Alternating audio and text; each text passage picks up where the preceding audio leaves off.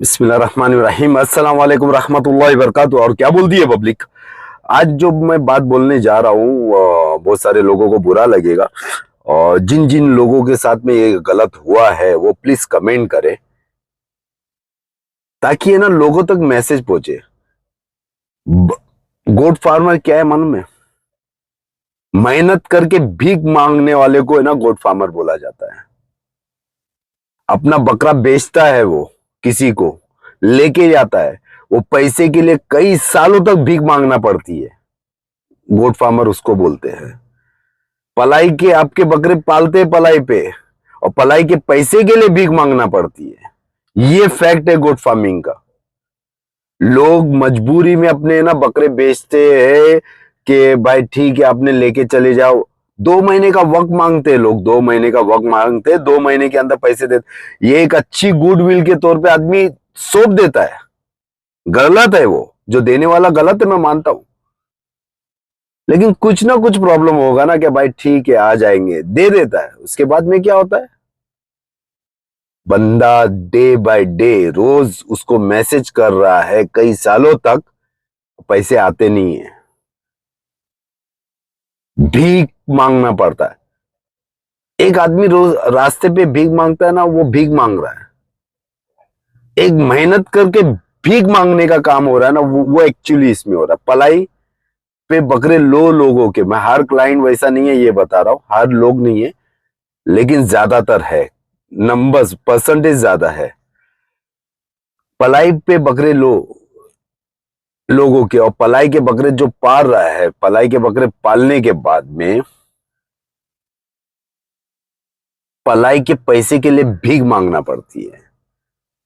भाई दे दो ना भैया, भैया दे दो ना प्लीज, जरूरत है भाई। फीड वाले को देने का है, डॉक्टर को देने का है, दवाई वाले को देने का है। ये फैक्ट कौन बताएगा?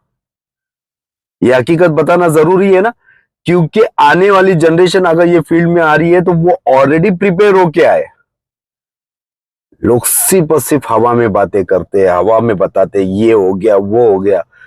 खैर है भाई, उनकी मसलियत है। मेरा काम है कि लोगों को आगाह करना, मेरा काम है कि लोगों तक हकीकत पहुंचाना। मैं वो कोशिश कर रहा हूं, मैं अपना काम निभा रहा हूं, ताकि मेरे मरने के बाद में लोग ये याद रखे, एक वो शख्स था जिसने हमको आगाह किया था कि ये चीज होती है। हम प्रिपेयर होके नहीं आए थे, हम बेसिक नॉलेज लेके नहीं आए थे।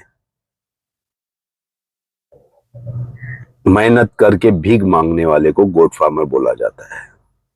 कई लोगों के पैसे अटके हुए भाई, भीख मांग मांग के ना थक चुके हैं। सामने वाला देता हूं देता हूं देता हूं देता हूं बोलने वाला ना पैसा कभी देता नहीं है भाई, वो सिर्फ रखड़ाता है। मेरा पर्सनल एक्सपीरियंस भी है, झूठ क्या बोलना है भाई। मैं दूसरों के पैसे निकाल के दे दिया, लेकिन मैं अपने पैसे नहीं निकाल पाता हूं। खैर है, मैं यही बोलूंगा, प्लीज उधारी पे बकरे ना दे, दिल बड़ा करके अपने घर पे कुर्बानी करे, वो बेस्ट है। कि दिल को सुकून मिल जाएगा कि मैंने बकरे उधारी पे नहीं दिए हैं। पलाई पे बकरे रखे हुए हैं जिन्होंने, मेहरबानी करके पलाई टाइम पे। तो आप जब बकरे पलाई पे रख रहे हो किधर पे, तो उसको भी महीने का खर्चा है। वही बकरा आपके घर पे बकरा पल रहा है, पलने के बाद में आप हर चीज पूरी कर रहे हो, दाना दे रहे हो, दवाई दे रहे हो, दे रहे हो, और उसका हर चीज पूरी कर रहे हो। महीने का तुम 4 से 5 हजार, 5 हजार के ऊपर ही एक बकरे पे खर्चा होता। मैं 2003-4 की बात करता हूं, जब मैंने 2 बकरे रखा था, तो एक बकरे के पीछे घर पे तभी 5 हजार रुपया खर्चा होता था। आदमी है ना कैलकुलेशन नहीं देखता है, घर पे बकरा रखेगा तभी कितनी भी मजबूरी आ जाए, घर पे बकरा रखा है उसको कहीं ना कहीं से लाके वो दे देगा, अनाज लाके देगा, दवाई दे देगा, हर चीज पूरी करेगा। लेकिन फार्म पे बकरा रखा हुआ है, तो फार्म पे रखने के बाद में भाई मजबूरी हो गई है भाई, थोड़ा प्रॉब्लम हो गया है, फार्म वाले भी मुरव्वत में कर देते भाई ठीक है, तो वो चीज को लंबी खींच रहे। जब तुम्हारे घर पे प्रॉब्लम हो रहा है या कुछ हो रहा है, तो जब घर पे बकरे रहते तभी वो प्रॉब्लम में आप कैसे खिलाते हो? फार्म पे रखा हुआ है तो प्रॉब्लम आ गई है, तो फार्म वाले को पैसा देने में दिक्कत क्यों होती है? इतने में भी एडजस्ट कर लेते हैं, लेकिन उसके बाद में आपकी प्रॉब्लम समझ के उसने आपके साथ में मुरव्वत किया, रुक गया है, तो कभी उसकी भी तो प्रॉब्लम समझो यार, गोट फार्मर की।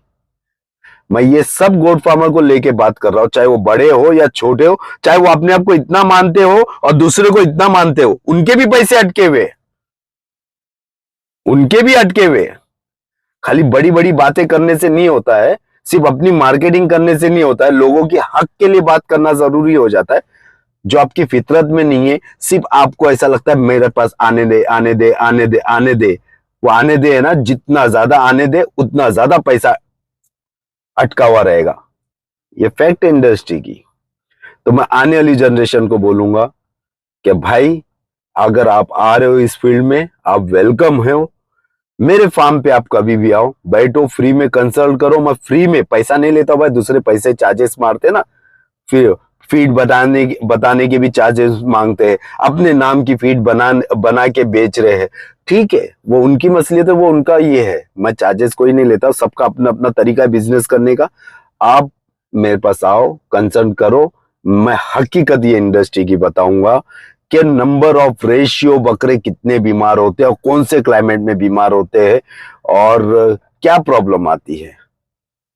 अल्लाह का वास्ता है, न्यू जनरेशन को प्रिपेयर होके इस फील्ड में आओ। हमने जो फील्ड से नुकसान करके सीखा है, हम हमसे राय मशवरा लो, क्योंकि अपना पैसा बर्बाद करने वाला आदमी है ना, अपने पैसे जिसके गए हैं, मेहनत के पैसे गए, वो आपको सही सजेशन देगा।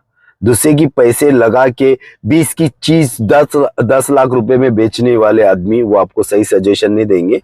वो सिर्फ कोनी पे गुड़ लगाएंगे, मेरे यहाँ पर बकरे रखो, आज ये बकरी या तुम लेके आओ, इससे बच्चे होंगे, फिर वो बच्चे अपन बेचेंगे, आपने वो बच्चे के भी बच्चे फिर वो अपन बेचेंगे। वो शेख चिल्ली की ऐसा है ना, मैं मुर्गी भी रखूंगा, अंडे भी रखूंगा, फिर अंडे से बच्चे निकलेंगे, ब्रेड भी डालूंगा, तो वो वाला ख्वाब आपको पूरा करने की कोशिश करते हैं, लेकिन वो होता नहीं है पूरा। ये उनको भी पता है, क्योंकि वो भी खुद है ना, वो चीज में फेल हो चुके, तो वो आपसे आप आपका पैसा लगवाएंगे, अपना शौक भी पूरा करेंगे और खुद की कमाई भी करेंगे। मतलब ऐसा है कि खुद का चूल्हा जलाने के लिए लोगों का घर जला देना। खैर, बहुत ज्यादा हो गया है, ये फैक्ट है। बस दुआ में याद रखना, अपना ख्याल रखना, गरीबों की मदद करना भूलना नहीं, अपने अम्मी अब्बा का फर्माबरदार बनो, ज्यादा से ज्यादा झाड़ लगाओ। Clean India, green India, pollution free India. Take care, अल्लाह हाफिज, जय हिंद, जय महाराष्ट्र, बाय।